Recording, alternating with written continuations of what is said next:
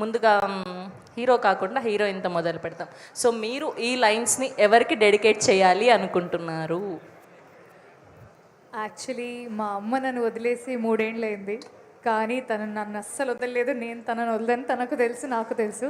So I dedicate this line. ఆవిడ blessings ఉన్నాయి కాబట్టే మీరు ఇంకా ఇంత సక్సెస్ఫుల్గా టాప్లో వెళ్తూ ఉన్నారు. ఆవిడ బ్లెస్సింగ్స్ ఎప్పుడు ఉంటాయి.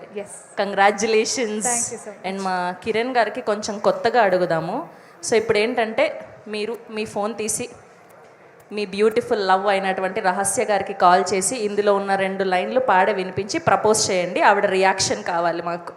లేదులేండి, ఫోను లేదు ఆవిడ. నా ఫోన్ ఇస్తానండి, నాకు తెలుసు, నా దగ్గర ఉంది నంబర్. కావాలంటే వదిలేండి ప్లీజ్ కాల్ చేయాలి. లేదు లేదు, అది వదలండి అసలు.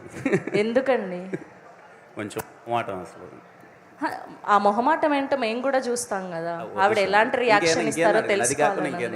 ఇంకా మీ ఫస్ట్ లవ్ని మీరు పెళ్లి చేసేసుకున్నారు, ఎవరికి డెడికేట్ చేస్తారంటే మీరు ఆబ్వియస్గా ఆవిడ పేరే చెప్తారు. లేదు, అలా ఎందుకు అనుకుంటారు చెప్పండి. సరే చెప్పండి, ఇంకొక లవ్ స్టోరీ ఉందా ఏంటి? స్టోరీ కాదు, నిజంగా ఈ పాట చెన్నై లవ్ స్టోరీ. నేను ఫస్ట్ విన్నప్పుడు ఐ ఫీల్ అంటే మణి గారితో వర్క్ చేయడం అన్నది ఒక beautiful thing. But first time ఈ పాట విన్నప్పుడు ఐ ఫెల్ట్ సో ఎమోషనల్ అనమాట. ఇంకా స్టోరీ తెలుసు కాబట్టి ఎక్కువగా 100% కంపోజ్ చేసిన ఆయనే. బట్ ఈ సాంగ్ 100% నాకు ఛాన్స్ ఆయనకే డెడికేట్ చేస్తాను, మణి గారికి. So sweet.